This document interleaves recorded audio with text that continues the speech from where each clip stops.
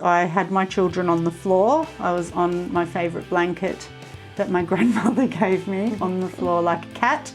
And I realised in that moment the potential of what our bodies can really do as women. Like I could feel his head, I could do my own internal, like, yeah, his head, I could feel it. I was in tears, I was just in tears and overwhelmed with gratitude. Hi and welcome to the Natural Birth Podcast, the podcast that is bringing embodied birth wisdom from women from all over the world sharing their natural birth stories. Don't forget to subscribe and download so that you can always have access to these empowering and positive natural birth stories.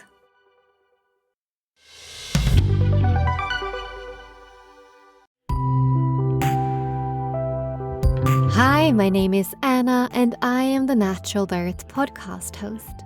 I'm a former midwife who left the system and I'm now the proud founder of Sacred Birth International, a woman-owned company with a mission to revolutionize the birth world and bring focus to the sacred and the natural intelligence of the birth process. We do this by providing world-class education, courses, programs, and coaching to equip women with the knowledge and the tools to have conscious pregnancies, empowering and positive birth experiences, and the most nourishing start possible for themselves and their babies postpartum. We also educate and mentor aspiring birth workers into sacred space holders and physiological birth advocates in the Sacred Birth Worker Mentorship, the Beyond a Doula training. If you'd like to work with me or take any of our courses, programs, or the mentorship, then head on over to sacredbirthinternational.com to find out more. Hi, Stacey, and welcome to the Natural Birth Podcast. How are you? I am great. I'm so happy to be here. I listened to your podcast through both my pregnancies, so. Amazing. Well, I can't wait to hear both of them. We're going to focus on your second today, but your first, obviously, we will start with, which was a really early birth. So take us back to becoming pregnant and I guess finding this podcast. I mean, I love to hear that you listened through both pregnancies. Take us back to becoming pregnant and choosing how to birth. Yeah, so me and my husband decided to get pregnant. It was a conscious pregnancy, and I got pregnant that first month. Right away it happened. So we were very excited, and I knew nothing about the natural birth world. But I was more of a natural person. I'm a yoga teacher, so I was kind of into that. So I went to the local library to get some books just to find out. And I found this wonderful book called Your Zen Mama. And I'm like, well, that sounds cool. And it kind of really opened my eyes. And I read the book. It talked about natural birth and home birth. And I'm like, oh my gosh, this is a whole world. And the references in that book, I started reading those books. So I found Ina May Gaskin and all that. And I read all those books. I'm like, okay. So for my first pregnancy, my husband really wasn't comfortable with the home birth, but we are next to one of the best hospitals in the US. It's in the top 5.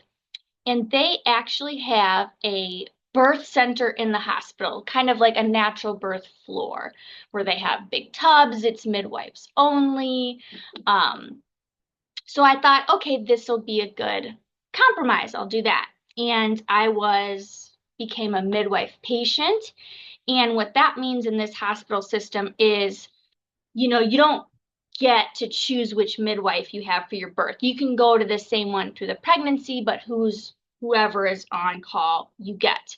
But they do like a meet the midwives call, and you get to meet all of them and they talk. And so I thought that was nice. So my first pregnancy went smoothly. I had no medical issues. And then at 31 weeks and 4 days, I'm a mental health therapist, so I was sitting down for a telehealth session, and I kind of felt like I had an upset stomach. And I ended with my client and I got up to go to the bathroom. And as I was walking, my water broke. Just a gush of fluid. I was home alone. So I, called my husband and I'm like, I think my water broke. I don't know, they say, you know, a lot of times women think their water broke and it hasn't. So I'm like, I'm gonna go to the emergency room because it was a lot.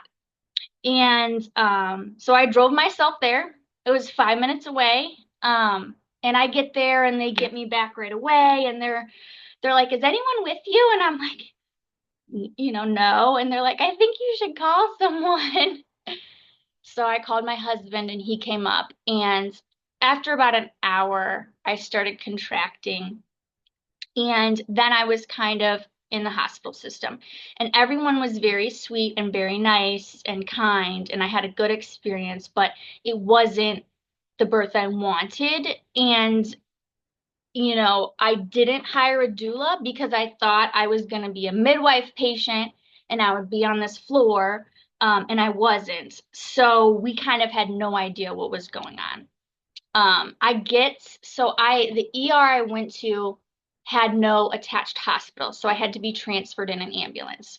So we get there, I'm in triage, they check me and she's like, you're 0. And at this point, my contractions really started. It was like intense pain, 5 minutes apart, and I'm thinking like, oh my gosh, if this is early labor, like I can't make it. And I really regret not having a doula there, someone just to explain what's going on. So anyway, they get me checked back in and I ended up getting an epidural because they wouldn't let me get out of bed because I needed, when you go into premature labor, they do a magnesium drip to kind of try and slow the labor. And it does something else. There's a medical benefit I can't recall right now though.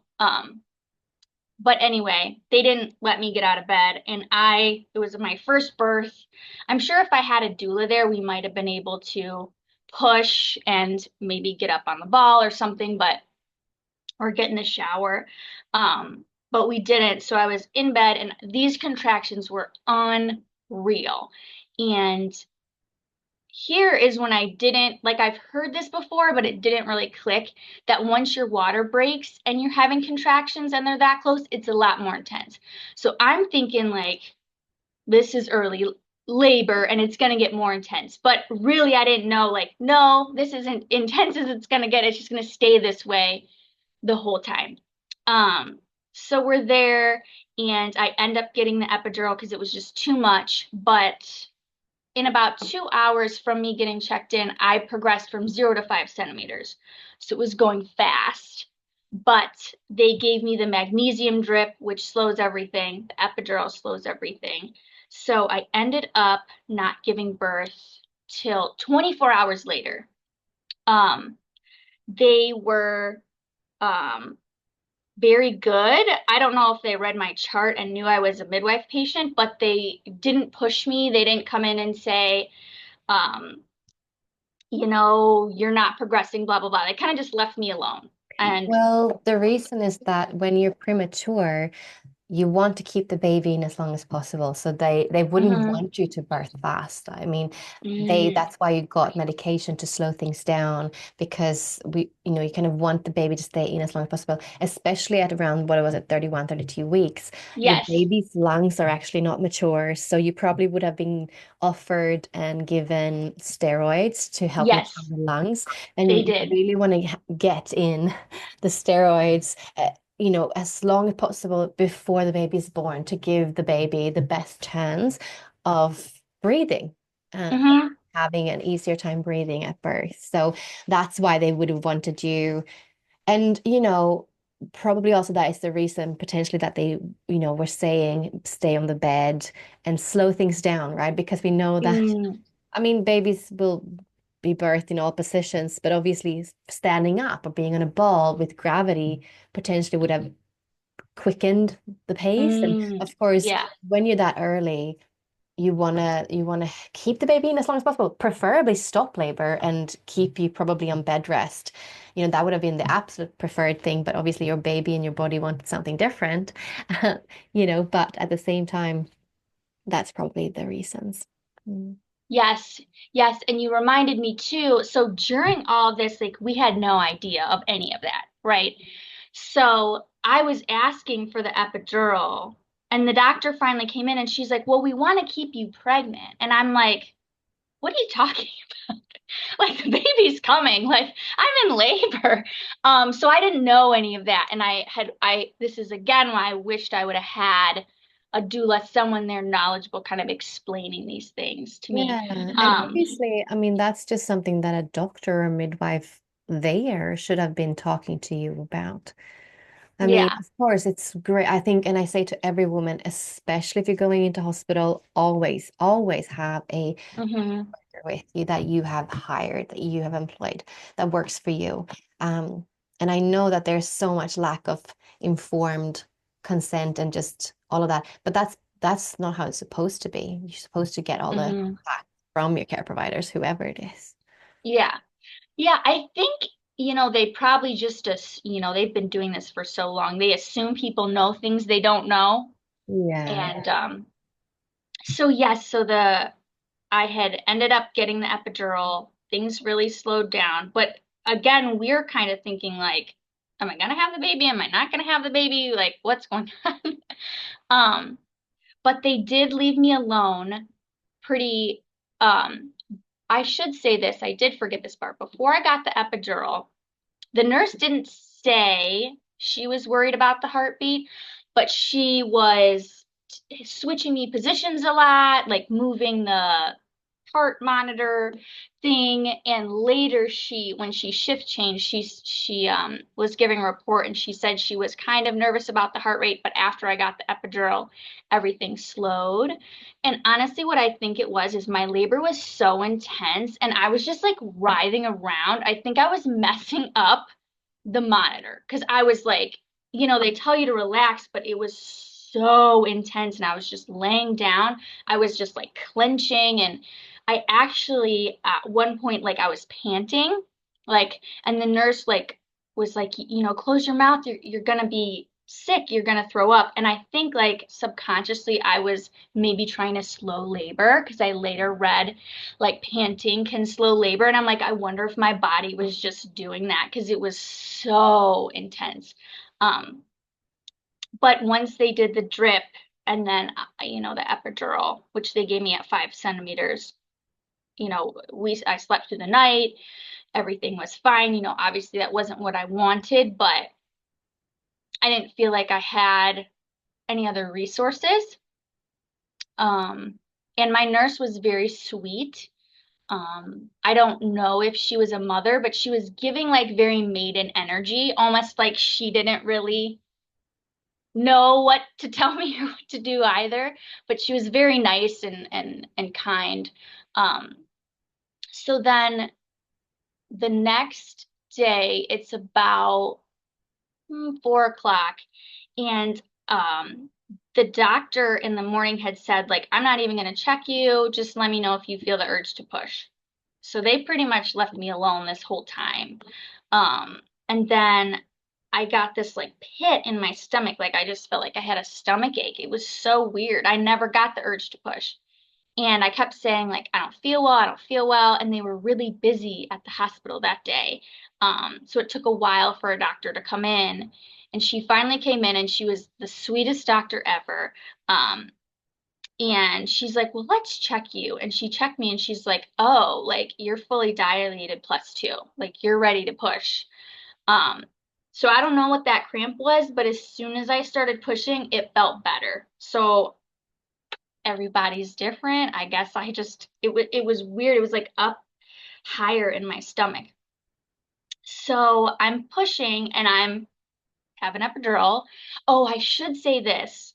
The anesthesiologist who gave me the epidural was also really nice. And I didn't realize this at the time. He gave me a walking epidural So he didn't overload me with medication. He just said like, hey, I don't like to give my patients too much medication. And so I didn't need a catheter or any of that. So I could kind of feel. Yeah, that's the amazing thing. So in some countries, like for example, Sweden, where I'm based, everyone gets walking epidurals. So it's Mm, standard here. And that means that you can walk around. And of course, you might want to have some support because you're still a little bit more numb. But yeah, you can go to the toilet. You don't have to have a catheter. And you do mhm, feel the pushing sensation. And it doesn't take that away, right? And so it's much more autonomous and you can actually feel. So what you felt when you felt that thing in the top of your tummy was probably the bearing down contractions, right? mhm. Coming on. Hmm. Yeah, yes. Um, so I'm pushing but I'm on my back and I'm doing purple pushing, which you're not supposed to do, but that's what they're telling me to do. And I'm like, all right, I guess this is what we're doing. And I pushed for about 2 hours total. And towards the end, um, they were talking about maybe giving me Pitocin. And I think the doctor just saw the look on my face and she's like, oh, do you not want it? And I was like, no. And she's like, okay, no problem. She's like, we will give it to you after the baby's born. That's our policy, blah, blah, blah. And I said, okay, that's fine. But I didn't want the baby to get the Pitocin. Um, and about 10 minutes before my daughter was born, they call the whole NICU team in because they need to be ready with the bed. And so there's like, oh, geez, probably 10 NICU nurses in the room. And the doctor too, she stayed with me the whole time I was pushing, probably because I was so early. She didn't want to leave. But you hear at the hospital, the doctor just comes in the last minute, but she was there the whole time. And then this whole team comes in. And it actually made me feel better that they were there because they were giving off this like mother energy and they were cheering when I was pushing and they were kind of joking with my husband. And I'm like, okay, if they're light, this must not be that bad. So it did make me feel better. So I'm pushing, and the NICU doctor, he was so sweet. And at one point, the nurses were kind of joking to my husband, like, "Oh, you're the only man in here. You're outnumbered." And the other nurses were like, "Oh no, the doctor's here." And he was just kind of like very, like outside of the circle, like in the corner by the incubator, like he kind of knew this isn't my space right now, which I appreciated because, a lot of times doctors just come busting in and I'm so and so, but he was very respectful. So I, finally pushed her out and we did not know the gender. So that was another thing. Everyone was kind of, including us, excited to find out the gender. So I pushed her out. They put her on my chest. So they did what the hospital calls delayed cord clamping, which is really only 30 seconds. So it's not truly delayed, but I got to hold her for 30 seconds. And then, yeah, they handed her to the doctor and kind of swept her away and stabilized her. I was thankful she was a girl because their lungs develop faster. And I got to have a vaginal birth because a lot of times, anytime with a premature baby, you hear of a lot of C-sections. And I think the vaginal birth really helped her lungs because she was only on CPAP a night and then she was in room air, just breathing on her own, which is pretty incredible for a 2-month early baby. Yeah, wow. Well, it does sound like all in all, it was a positive experience for you, even Mm-hmm. though obviously it's not what you wanted. But yeah, the people that are around you make all the difference, don't they? Wherever you are. Mm-hmm. Sounds like everyone was very respectful and that you liked them and you had a good energy from Yeah. them. That means so much, doesn't it? Wherever you are. And um And yes, you're correct. So vaginal birth does help babies, all babies. Mm-hmm. It doesn't matter if it's the 42 weeks or 32 weeks or at any week, vaginal birth is best because it does stress the baby. It needs that healthy stress. It does, press the lungs together, which Mm-hmm. initiates that first breath. All these different things happen in the labor, which is an immunity wise. I mean, on all so many levels, vaginal birth really does help, especially also like those little preemie babies actually transition better into life. So how beautiful that your daughter at least got that, yeah? Mm-hmm. Yeah. Yes. Um, but yes, so then right after they gave me the Pitocin and my placenta wouldn't come out. I think they waited a while. I can't remember if it was an hour or 2 hours, but the placenta wouldn't come out and my uterus was closing. Um, so I ended up having to get a DNC, and I don't know if that's because they gave me the Pitocin or the doctor also said, you were 2 months early, and the placenta's kind of like, no, we're not ready to Yeah. come out. So that could have been it too. Um, and Yeah, then she was in. absolutely. I mean, we Mhm. don't know why, but another thing I was just thinking about when you said your story that she said, it's we're going to give you Pitocin because it's our policy. Policy is not law, and Mhm. it doesn't matter if you're premature or whatever. It's totally up to you and what you want to do. So I just really want to say that as well for Mhm. anyone listening, that just because something is policy and they kind of tell you that as if it's law, it's not. It's a recommendation from them. Um, Not always necessarily rooted in evidence, which actually the Pitocin after birth is not. So, Mhm. Yes. Um, so how did this kind of affect you and your plans for your next birth? okay. So obviously that whole experience was traumatic. But before I go into how I kind of dealt with that trauma, I really wanted my placenta encapsulated, and I had hired someone to do that, and it was all set. So my husband called her, and she came, and they were sweet. With the DNC, they saved everything, and they got it in the cooler. Like, they were really supportive of that. So my husband took it down to get it encapsulated, and the lovely woman said, "Hey, I know a doula." And she had a premature baby, and she's also, certified in lactation and leads a virtual breastfeeding group for women with premature babies. Let your wife know.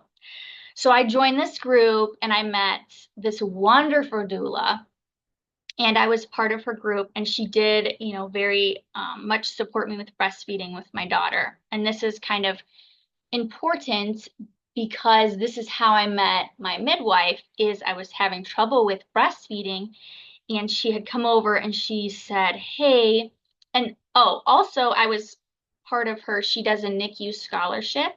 So she also supports other families and raises money so she can support families in the NICU free of charge, which is amazing. Um, so I was having trouble breastfeeding, and she says, "Hey, I know a midwife, and she does cranial sacral therapy. And that can help with breastfeeding, especially premature babies. They're in the NICU, they can, have some muscle tension and different things." So I said, "Great."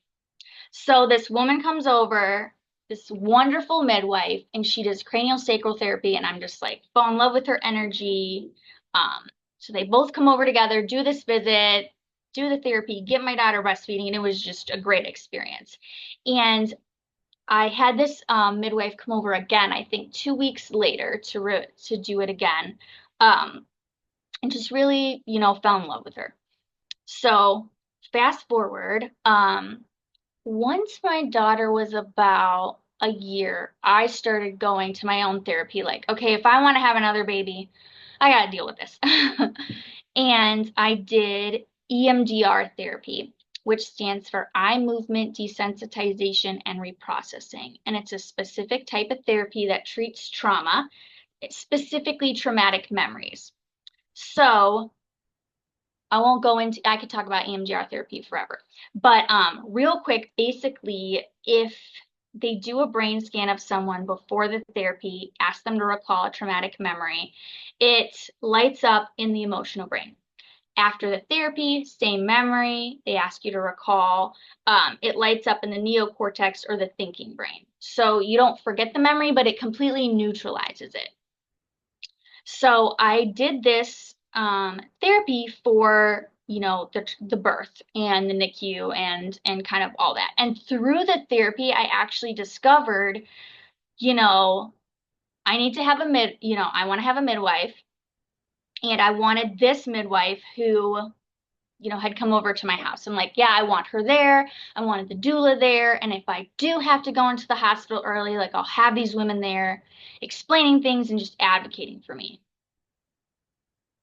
So that's kind of what came of that therapy. And I ended up, because I'm also a mental health therapist, later I got certified in it because I just had such a great experience doing it. So I did my own therapy, felt better, and we decided to have another baby. And I said to my husband, like, look, I know you weren't comfortable with the home birth last time, but this time I really want to do it. We had a great experience in the hospital, but now I have that high risk label and it might be different. We might get really great providers like last time, but we also might not. And they might say, well, you're high risk. And I was really afraid they wouldn't let me labor on the natural floor just because of this label. And that would be really devastating. And I just didn't want to deal with that like in labor. So I wanted to do a home birth. So I'm like, again, I get pregnant right away. And I'm like 5 weeks pregnant or something. And I text this midwife and I'm like, I'm 5 weeks pregnant, but like, I really want you to be my midwife. Like, can you please take me? And she says, yes, but I want to tell you in June, like my son's graduating and my daughter's going to Europe. So I have some days off. I just want you to know that, like up front, just in case. And I'm like, that's okay. I feel like the energy's right. I want to go with you. She's like, okay, we can do that. She's like, but I don't see anyone till 12 weeks. But I've got you kind of on her schedule. So then I reached out to the doula and, I said, can you be the doula at my birth? And she's like, unfortunately, she's not doing births right now because she has a little baby who's still breastfeeding. She's like, so I'm only doing lactation. And I was pretty devastated, but she had given me some names. One of the names was one of the women who led the breastfeeding support group. And then another doula was closer in town. And she said she kind of works with her. So that other doula does the birth stuff and then she does the lactation.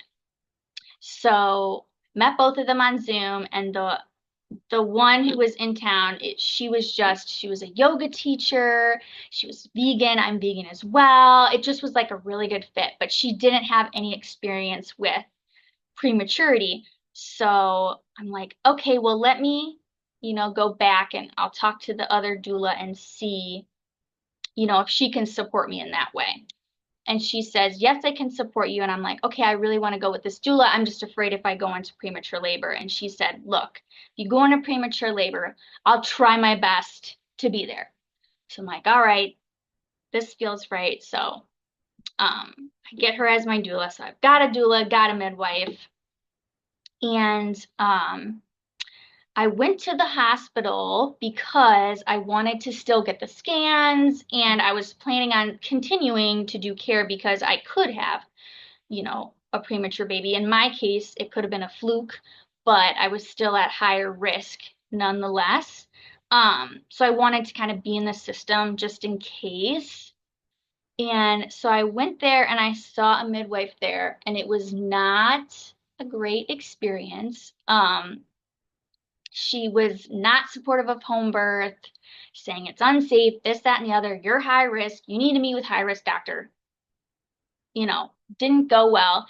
Not supportive. And she wanted to do all these blood tests. And I'm like, hey, I just had blood work in the summer. Like, I don't want to do blood work again. I'll do it in the second trimester. Like, it'll be fine. And she was like, look, if you don't comply with these tests and yada yada, if you do go into premature labor and you do have the baby early, like they're going to take the blood from the baby. Not if we don't have your like labs on file. And I'm like, okay, well, I don't want that. So guess, go ahead and order the labs. But I, didn't like her. And she's like, you have to meet with high risk doctor. And I'm like, okay, fine. Like, I want to get this ultrasound. And she's like, well, you're high risk, so they'll have to call you. So I'm like, okay, fine. Not a great experience. Left. I don't have the ultrasound scheduled. I'm like, well, that was a big fat waste of time. And I have this blood work ordered I don't even want to get. So I just call the scheduling department the next day and say, hey, someone was supposed to call me, no one did. And they're like, oh yeah, I see the ticket in here. We've got an appointment today if you can come up at the hospital. And I'm like, great. Let me call my husband and we'll get up there. So my mom is thankfully retired, rushed over to watch my daughter. My husband leaves work. We go up to the hospital, get the ultrasound, and this is it's mononucleal test, which in the US they give women over 35. And my understanding is it's just like a more in-depth genetic testing, to see for some chromosome abnormalities, which are a little more common in women over 35. So we go up, get the scan, everything looks fine, and then the doctor comes in, and at this particular, I didn't realize this, but at this particular hospital, because it's so popular and good, they have a lot of fetal maternal medicine doctors, which my midwife explained to me, like they're like an OB, but they go back for extra schooling. So they're kind of like the high risk doctors. They're the highest ranked doctor. So one of these doctors comes in and he's, goes through my chart and he, explains everything. And he's like, okay, here's what we can do for you. We don't know what happened with your first birth, but what might have happened is your cervix shortened, and a cervix can shorten, he said, in a matter of days, and maybe they just, they could have just not caught it because they weren't doing ultrasounds. And he's like, so between, I think it's like 16 and 24 weeks, we'll give you bi-weekly ultrasounds to check your cervix. And if it does shorten, we can give you a stitch or vaginal progesterone to helpfully prolong your pregnancy. And he's like, other than that, you're fine. You have no risk factors. You don't smoke. You don't it probably was a fluke. You don't have to stay as a high risk patient. We'll just do these ultrasounds. So I liked that. And I interacted with a lot of these fetal maternal medicine doctors because they're the ones that tend to read the ultrasounds because I guess they have more training in that. And I actually preferred them because I think they see so many high risks and the most high risk cases that a case like mine, they're like, you're fine. This isn't that bad. Like, don't worry about it. They were a lot more comforting and kind of just, they didn't label me high risk or anything. They were like, this isn't that big of a deal, which I liked, So met that doctor. He was great. But I wanted to keep him. I'm like, can I stay with him? And they're like, you're not high risk. Like, you need to get a regular OB. So I make a different appointment because I had an awful experience with that midwife. And I actually asked this doctor to order the first couple scans until I could get into someone else because I had had a bad experience. And they were like, oh yeah, that's fine. So I met that OB, and before I met her though, I called my the original kind of doula who does lactation. I told her about the experience, and she said, you can do co-care where you see your midwife, but have an OB and kind of like get the scans and stuff, and you can just do both. And I'm like, okay, well, that seems like a good idea. So I'll just do that. So get the scans. All my scans were coming back normal. I met with the new OB and she was nice, but she was very young. She had just become, finished residency and fellowship, like I think the year before. So it's like her first year as a doctor. And she's very like by the book, like, so I'm telling her like, I want to do a home birth and co-care. And she's like, look, we don't recommend that. I'm not going to recommend that, but also like I'm not going to argue with you. We can do the co-care and so she was always very nice and gave her recommendations, but when I said no, she was like okay and didn't argue. So I was like, this isn't the greatest relationship, but it's good enough. And I had my midwife who I loved, and I started meeting with her at 12 weeks. We met every month. And we'd have like 45-minute sessions. And so I'm developing this relationship. So I was okay with having a doctor that was kind of this okay relationship. And so at about, I think it was maybe my second scan, so maybe I was like 20 weeks, the doctor comes in the room and he's like, everything's normal, but you have a placental lip. So I had a partial prevera. I don't know if I'm pronouncing that right. Placenta previa. Okay. Yes. Just a small piece was covering my cervix. Yeah, and this was at what week? I think it was, so I started them at 16 and it was every 2 weeks. I think it was either at like the 18th week or the 20th week. Yeah. So pretty early. So that's early, and I would say 99, like 5, or maybe even like 7. It's like most will move, Yeah. right? So it's a Yes. ridiculous thing to be worried about at that time, and silly that they say something to women because women then worry.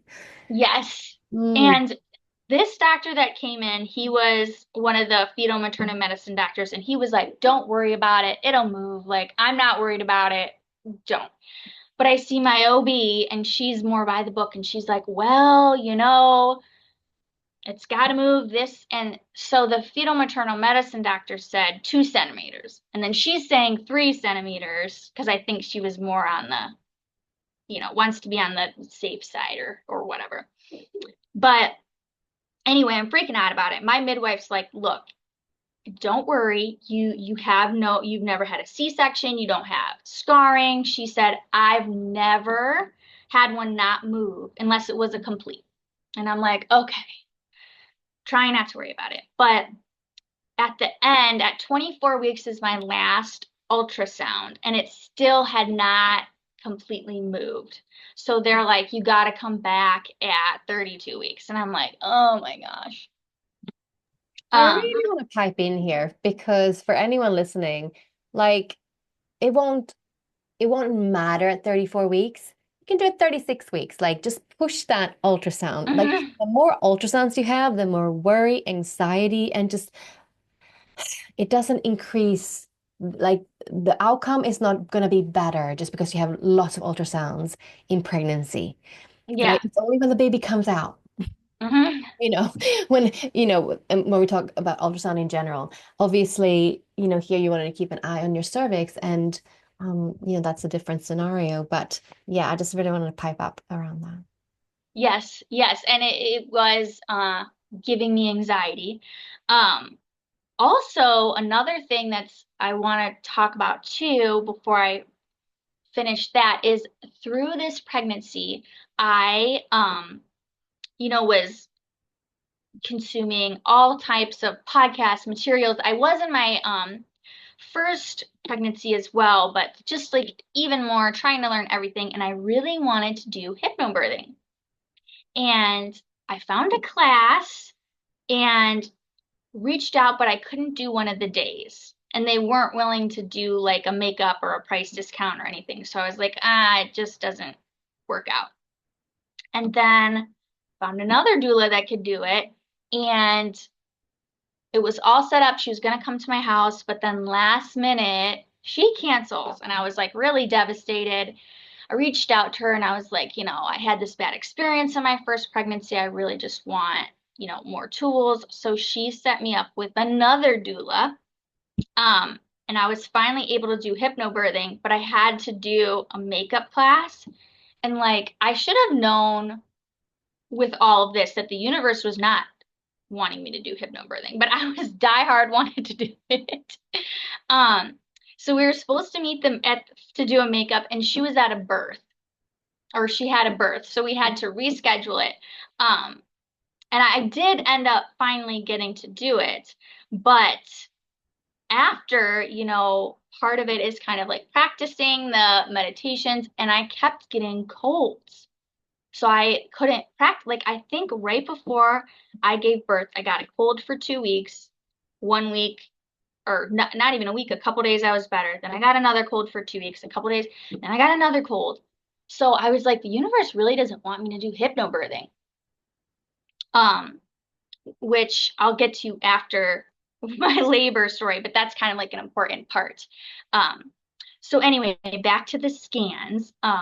So I went at 32 weeks to get the scan, and it had moved, so it was no longer like previa. It wasn't covering it, but it was still considered low lying. And I had to go back again, like you said. So I went back again. I think it was at 36 weeks. And I had another appointment with my OB, and let me back up. When I went at 32 weeks, a different fetal maternal medicine doctor comes in, but she's like, it was like, I think I was like 1.8 and I needed to be at 2 to be cleared.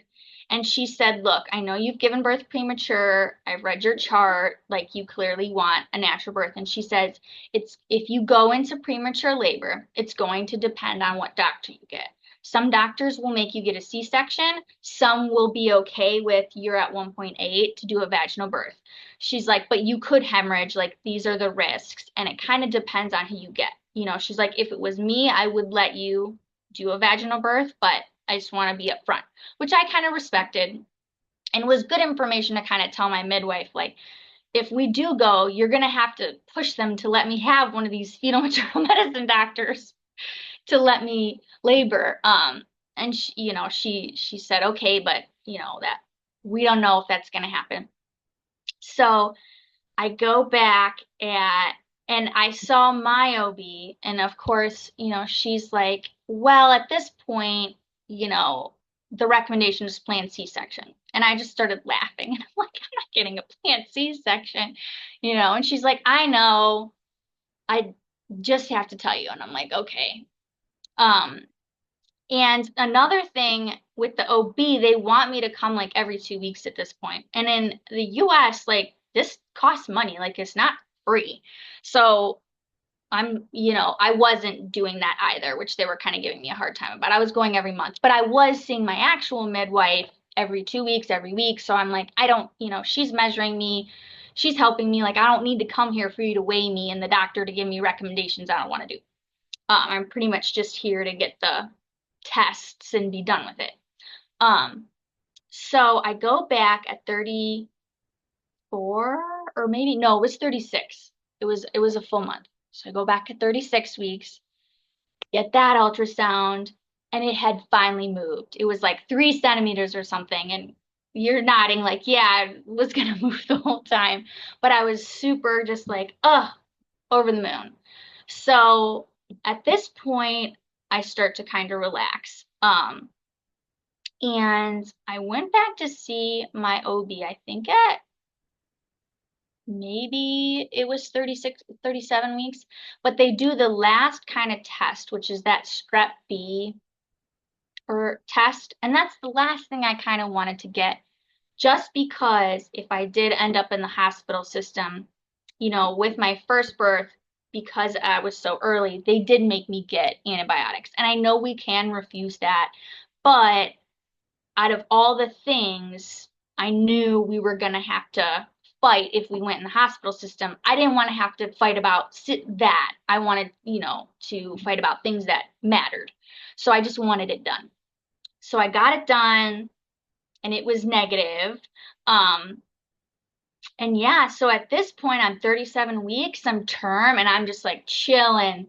Everything had moved. I don't have, the tests are all done. So yeah, I was just feeling great at this point. And meeting with my midwife, and I had really wanted a pool at my birth, and she had pools that you could rent. She had two. And she said, okay, well, the week before you're in labor, I'll kind of drop it off. You can set it up, yada, yada, yada. And we were thinking, I probably wouldn't go. I don't know. Sometimes you get a feeling. I'm like, I don't think I'm going to go into labor till after 40 weeks. And she's like, you know what? You're probably right. Since you were premature before, you'll probably go long this time. So both of us weren't really thinking that I would go into labor before 40 weeks. But I did. So at 39 weeks, it was a Sunday. I had no signs of labor, no drop. Some people say they feel the baby drop or any. I didn't have any of that. It was up high, the same, and my mother-in-law was over visiting, and she's getting ready to leave, and I kind of feel something, something kind of falling out of me. And so I go up in the bathroom and check, and it's a little bit of mucus plug. And I've listened to the podcast, so I'm like, oh, well, that doesn't necessarily mean anything. Like, it could mean I'll give birth in the next week, but it could mean nothing. So come back down, she leaves, and I tell my husband, like, look, I think I lost part of my mucus plug, but that doesn't mean anything, It could be a while, but maybe it'll be this week. And then a little while later, I think it was about around 7, I go up to the bathroom. I'm on the toilet, and I hear pop, and a gush of fluid. I'm like, oh, that was my water.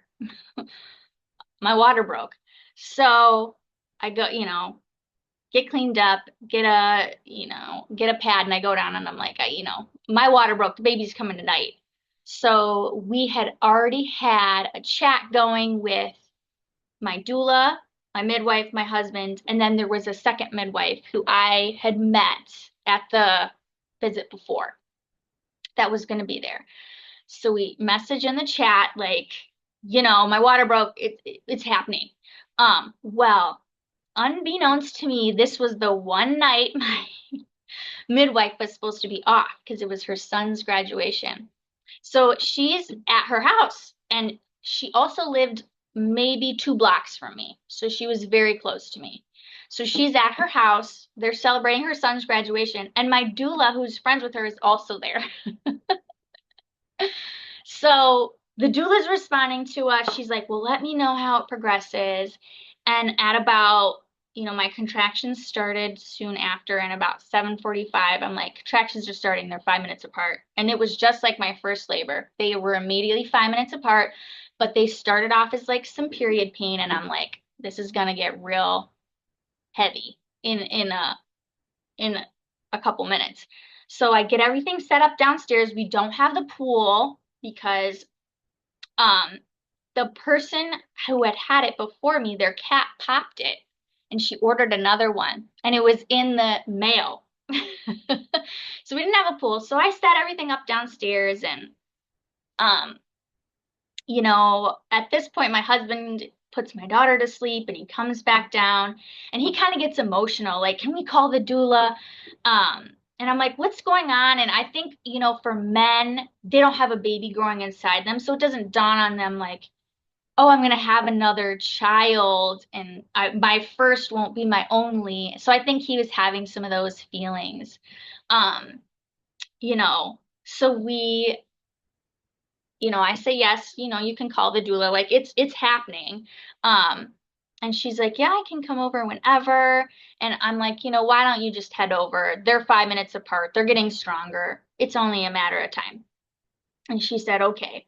And let me say too, so my doula is a prenatal yoga teacher, and she had given me a bunch of prenatal yoga exercises, which between the colds I was doing.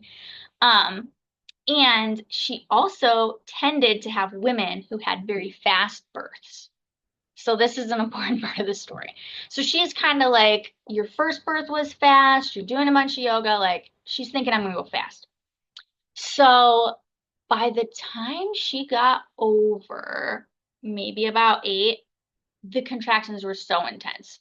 I had already gone up and I was in the shower with the heat because I was like, I just can't take this. They were getting they were so intense, 2 minutes apart. So she gets there and I'm like freaking out. I'm like, this is intense. I don't know if I can do this. And she's thinking, I think I'm in transition because I'm freaking out. I wasn't in transition. So she, tells me at this point, like, call, this is the one night your midwife can't come. She's at blah, blah, blah. And I'm like crying, but it is what it is. She's like, this other midwife's going to come and she's very sweet. And I'm like, okay. So the doula goes downstairs. I don't know that the other midwife isn't answering. So she's calling and calling and trying getting a hold of the other midwife who's not answering. And I'm like in full blown, like crazy, this is intense. And with my first labor, and with this, my contractions they'd go up, up, up, peak, go down a little bit, and then go back up. So I call them like double contractions, but it was like intense. And I'm like, I can't do this. So I had listened to the podcast and read a bunch, and I heard like there are different positions to slow labor. And I was like, I don't care. I need to slow this down. Like, this is too much. I know you're not supposed to, like, whatever. I just need to. So I got a bunch, had my husband get some towels. And my shower is actually like, I live in a very old house. It's a 100-year-old house.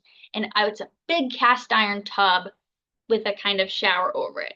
So I put a bunch of towels down and I'm kneeling in the tub on hands and knees, trying to slow it. And I have the shower attachment, like this, the kind of snake one, that you pull down. And I'm showering my stomach with that because it was so intense. So I'm laboring like that. And my doula comes back up and she's like, change your plans. Colleen's coming, my midwife. She's going to come. She'll be here soon. So I don't know. She couldn't get a hold of the other midwife. She calls my midwife and is like, you got to get over here. Like, she's having the baby now, which wasn't happening. But, so she ends up, the universe was like, no, you have to be there.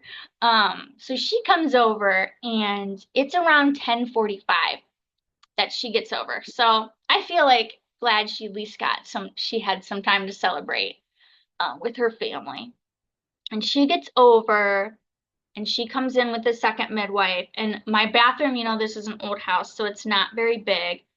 And I'm kind of freaking out. And she gets there and I'm like, the contractions were so intense that I would have a contraction and then my body would just push and I would gag. Like, I got this weird, like, I've never heard of this. It was so weird.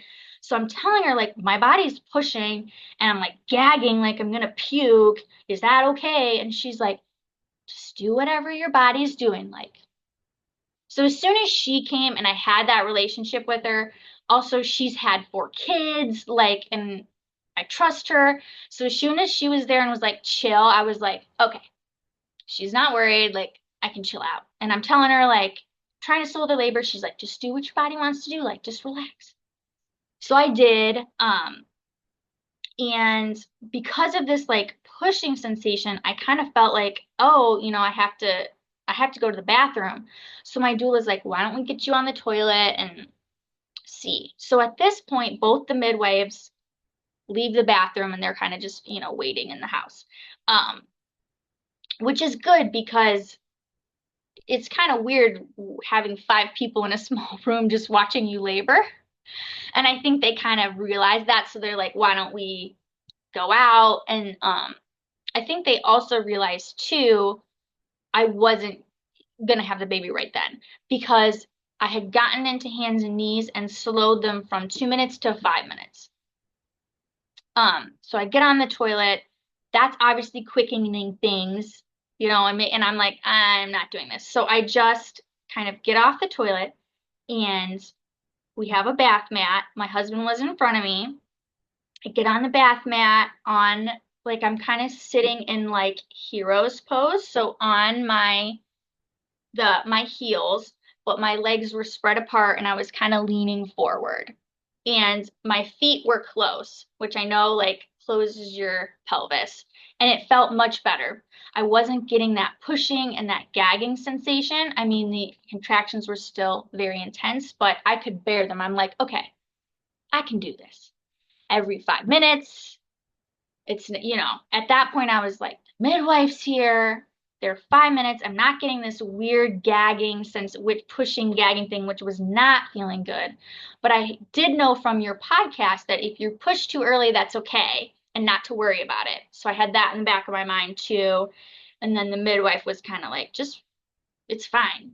And then I stayed in that position on the floor, which I thought I would want to move around. I did not. The doula kept coming in like, do you want to change positions? I'm like, nope, I'm staying right here.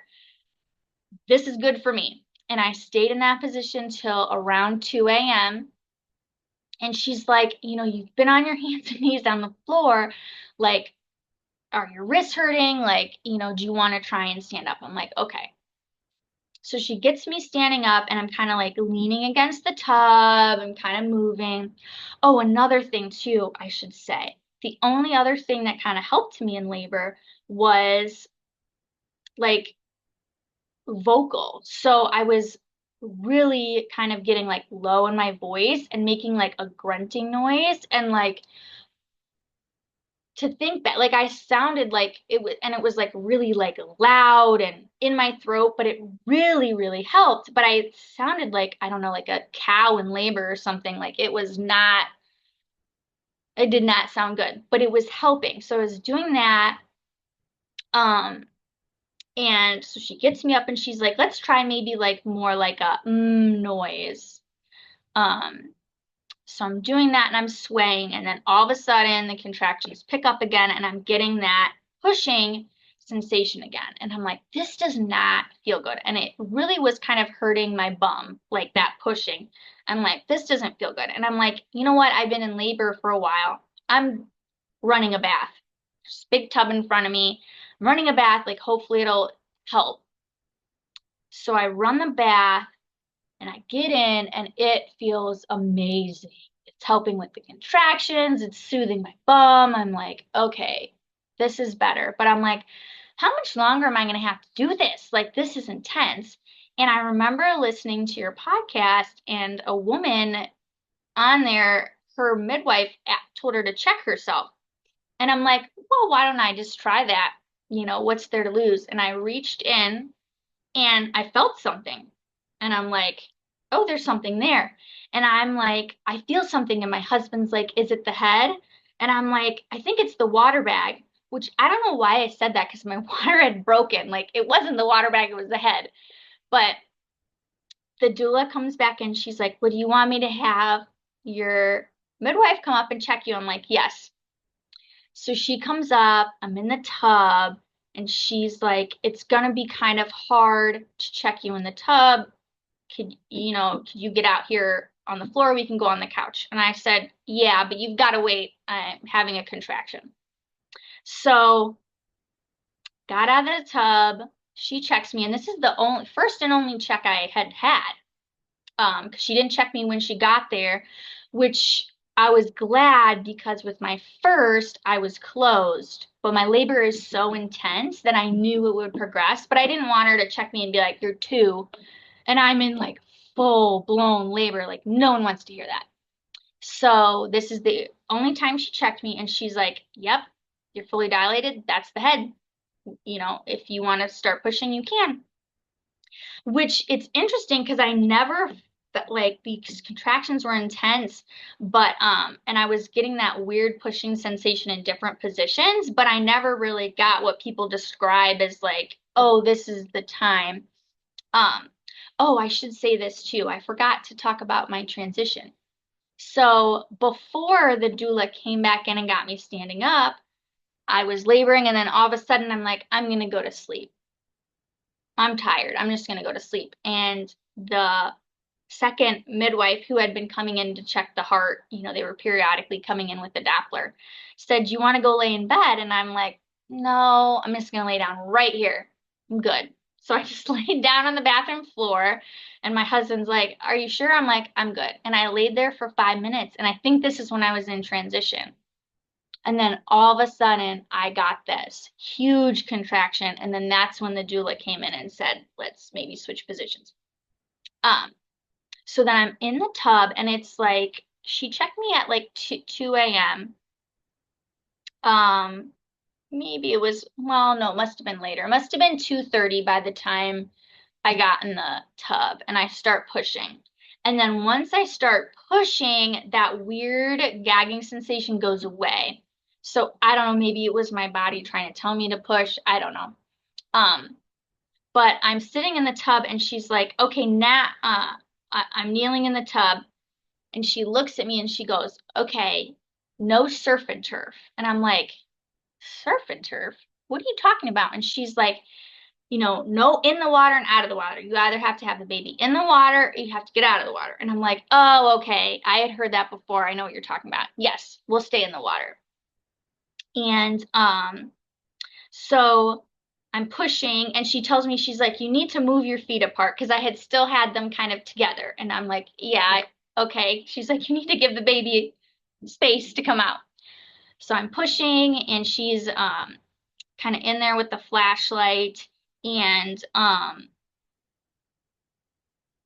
I had the ring of fire, and the ring of fire was legit for me. It was intense. I was crying. I'm like, I can't do this. And my midwife just looks at me. She's like, the only way right now is through. Like, we can't go back. So I'm freaking out. Like, I'm for sure gonna tear. Like, this is horrible. So I had one last contraction, and I probably had the ring of fire for about 5 minutes, because it really hurt and it was intense. And my body was really pushing, and I was breathing while I was pushing. I wasn't purple pushing or anything, and there was no way I could. Like, it was so intense. And then, I'm sitting there with the ring of fire, and then all of a sudden, I had that last contraction, and I never got another one.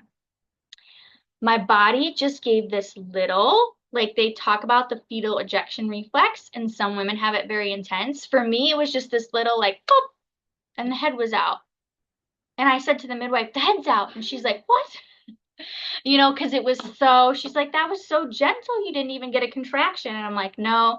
So she's kind of looking down with the flashlight. And then, she looks down and she says very matter of factly, like, oh, the cord is around the baby's neck, which I had known that that's not a big deal because they're still getting nutrients from the placenta. So I wasn't worried about that. And she says, like, do you want to catch the baby? And I'm like, yes. And then about, like, it wasn't even a full minute later, I got this other little push and the body was out. And it was so gentle, and I didn't tear. So the body does amazing things. So yeah, and she got the cord from around his neck right away. He cried. Yeah, she was kind of like rubbing his back because he was crying, but still a little, she calls them lazy water babies. Just needed a little bit of stimulation, but yeah, it was great. It was so exciting. My doula got some pictures. Yeah, it was just great. And I was just in the tub with him for a while. It's probably like 15 minutes. Everything was good. And then the midwife says, because the water of the tub kind of turned red. And she's like, I don't really like the color of this water. I'd like to get you out of the tub, make sure everything's okay. I said, okay. She's like, what do you want to do? Do you want to keep baby on your chest, keep the cord attached, or do you want to, we can cut the cord and give, baby to dad for a minute just to check you out. And she's like, it's totally up to you, but the cord has stopped pulsating. And she showed me, and I'm like, okay, yeah, that's fine. We can, that was what I wanted, to keep the cord attached till it stopped pulsating. So I cut the cord, and handed the baby to my husband for a minute. And I think another reason they wanted me to get out of the tub is I never had another contraction. And I think maybe they were like, oh, a little worried about the placenta coming out. So they got me out of the tub, and there was a big clot under me. So I think that's what made the water red. And she checked me, and she's like, oh yeah, you're fine. She's like, but let's try and get the placenta out. I just want you to squat. And I squatted down, and it fell out. And it, some people talk about the placenta being hard to deliver. For me, it felt really good, because it was just, it's really heavy, and just having that heavy weight drop out, I was like, oh, I feel so much lighter. It felt great. So it just, compared to my first birth, it was great. Placenta just fell out, and then we all went in our room. We got baby back on my chest. He latched right away, which, I had a bunch of difficulties with my first birth. Obviously breastfeeding premature babies is a lot harder. So yeah, and he was born I started pushing at 2:30, and he was out at 2:45. And it was amazing. Wow. Mhm. That's so beautiful. What a beautiful natural home birth after your first, Yes. Hmm. Yes, it was I finally got the home birth I wanted. It was very healing. And I did not do the hypnobirthing during any of it. And I think what it was is, so I got certified in EMDR, or trained. I'm working on this certification. And then I also got trained in the US. We have a certification for mental health professionals, medical professionals, doulas. Anyone can take it on perinatal mood disorders, which I also, I'm in the process of getting certified for that.